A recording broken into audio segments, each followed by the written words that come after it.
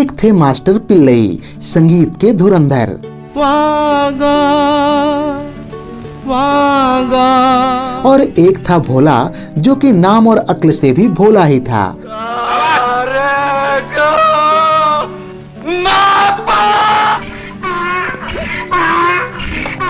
दोनों की नजर एक प्यारी और चंचल हसीना बिंदु पर टिकी थी।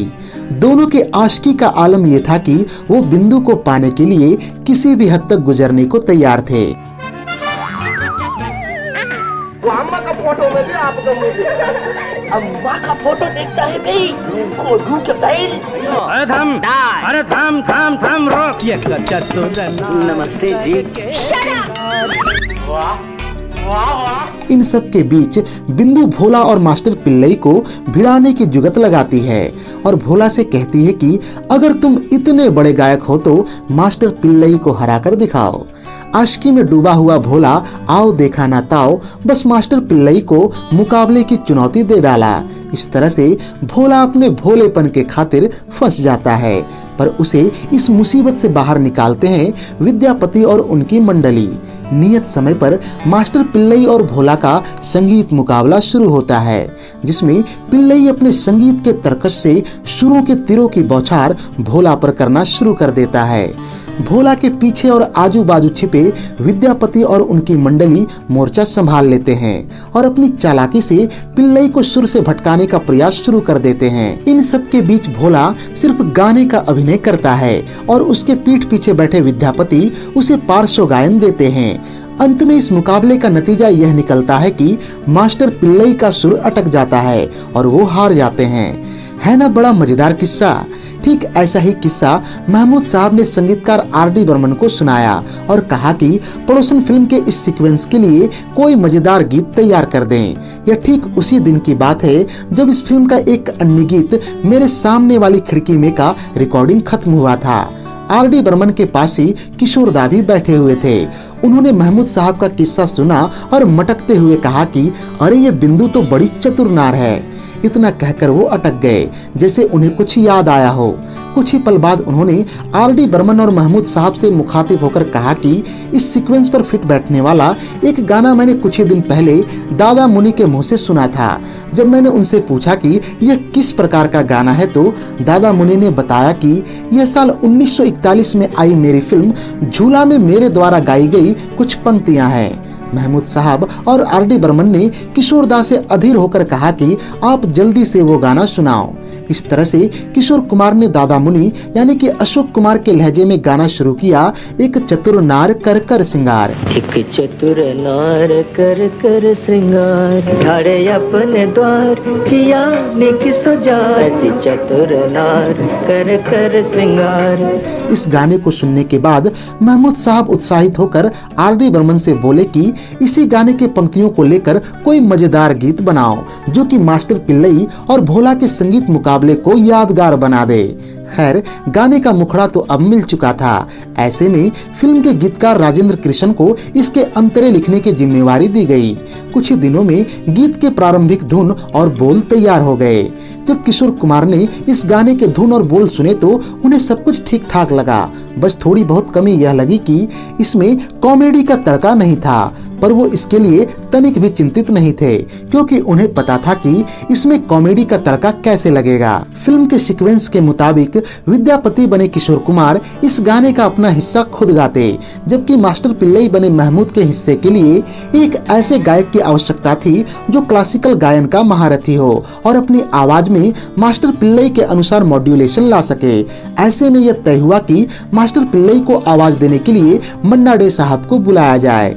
इस गाने का प्रस्ताव लेकर जब आर.डी. बर्मन मन्ना डे साहब से मिले और उन्हें बताया कि इस गाने में उन्हें किशोर कुमार से हारना है तो वो तुनक गए और कहा कि ये क्या मजाक है पंचम, क्या मेरे इतने बुरे दिन आ गए हैं कि मैं ऐसे गाने गाऊं जिसमें मुझे किशोर कुमार जैसे गायक से हारना पड़ेगा।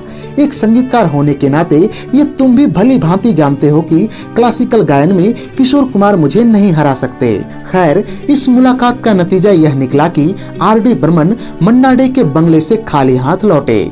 वहां से निकलकर वो सीधे अपने घर पहुंचे और महमूद साहब को फोन लगाया, जो कि उस समय बेंगलोर में इसी फिल्म की शूटिंग कर रहे थे। महमूद साहब ने पूरी बात ध्यान से सुनी और कहा कि कोई बात नहीं, मैं खुद कल मन्ना डे साहब से बात करूंगा। अगले ही दिन महमूद साहब अपनी शूटिंग रोककर बम्बई पहुंचे और सीधे मन्ना डे से मुलाकात की।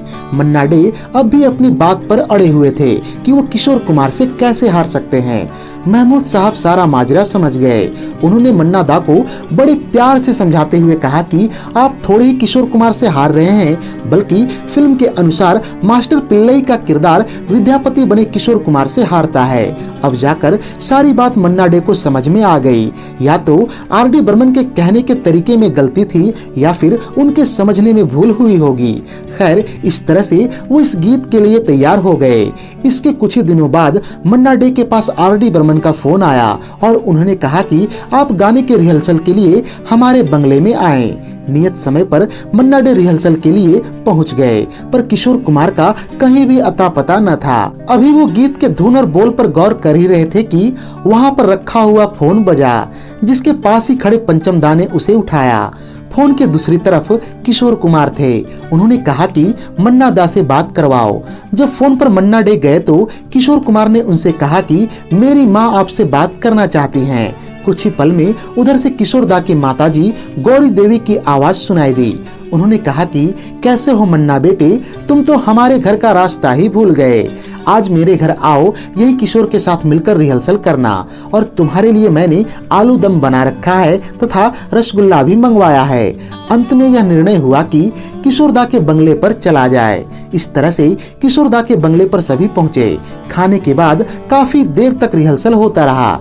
रिहर्सल के अंत में यह निर्णय हुआ कि कल मन्ना डे के बंगले में रिहर्सल होगा। इस तरह से आर.डी. बर्मन, मन्ना डे और किशोर कुमार के बंगलों में बारी बारी से तकरीबन 10 दिनों तक इस गाने की रिहर्सल चलती रही। इस रिहर्सल में सबसे दिलचस्प बात यह रही कि प्रत्येक दिन गाने के बोल और धुन में कोई न कोई बदलाव होता रहा, जिसमें आर.डी. बर्मन, किशोर दा, मन्ना डे और गीतकार राजेंद्र कृष्ण का समान योगदान रहा। आखिर वो दिन भी आया जिस दिन इसकी रिकॉर्डिंग फिल्म सेंटर में होनी थी। उस दिन को याद करते हुए मन्ना डे बताते हैं कि रिकॉर्डिंग सुबह 9 बजे से शुरू होकर रात के 9 बजे तक चलती रही। इस दौरान गाने के कई टेक्स लिए गए। यहाँ यह जानना भी बड़ा दिलचस्प है कि उन दिनों पूरा गाना एक ही टेक में रिकॉर्ड किया जाता था, पर इस गाने की लंबाई और कठिन धुन और ताल को देखते हुए इसे 2 भागों में रिकॉर्ड किया गया। इस रिकॉर्डिंग में भी किशोर कुमार एन वक्त पर शब्दों के हेर फेर से बाज नहीं आए, जिसे सुनकर मन्ना डे और वहाँ उपस्थित सभी लोग काफी दुविधा में फंस गए थे। दरअसल इस गाने की रिकॉर्डिंग के वक्त ही किशोर दा ने अचानक कई जिब्रिश शब्द डाल दिए, जिसका कोई मतलब तो नहीं था, पर वो शब्द गाने को हास्यपूर्ण बनाने में भरपूर मदद कर रहे थे। बहरहाल इस गाने की रिकॉर्डिंग किसी तरह 2 भागों में पूरी हुई, जिसे जोड़कर फिल्म में शामिल किया गया। फिल्म के साथ साथ इस गाने ने भी धूम मचा दी थी। यहाँ यह कहा जाए तो गलत न होगा कि यह गाना एक पुराने वाइन की तरह है, जो जितनी पुरानी होती है उसका नशा और कीमत बढ़ती जाती है। बहरहाल यहाँ चलते चलते आपको यह भी बताता चलूं कि साल 1941 की फिल्म झूला के जिस गीत से प्रेरित होकर इस गाने को बनाया गया था, दरअसल वो पूरा गाना नहीं था, बल्कि फिल्म के एक दृश्य में अशोक कुमार उसके केवल 3-4 पंक्तियां ही गुनगुनाते नजर आते हैं। झूला फिल्म के उस गाने को कंपोज किया था सरस्वती देवी ने, जिन्हें बॉलीवुड की पहली महिला संगीतकार होने का गौरव भी प्राप्त है, तथा उस गाने को लिखा था कवि प्रदीप ने, जिन्होंने आगे चलकर ऐ मेरे वतन के लोगों से लिखा देशभक्ति गीत लिखा। तो ये थी साल 1968 की बेहद ही लोकप्रिय फिल्म पड़ोसन के सुप्रसिद्ध गीत एक चतुर नार के बनने की पूरी कहानी। उम्मीद है कि इस वीडियो ने आपको निराश नहीं किया होगा। अगर वीडियो पसंद आई हो तो इसे लाइक और शेयर करें, तथा ऐसे ही दिलचस्प वीडियोस की नोटिफिकेशन पाने के लिए चैनल को सब्सक्राइब करके बेल आइकॉन में ऑल का बटन दबा दें। धन्यवाद।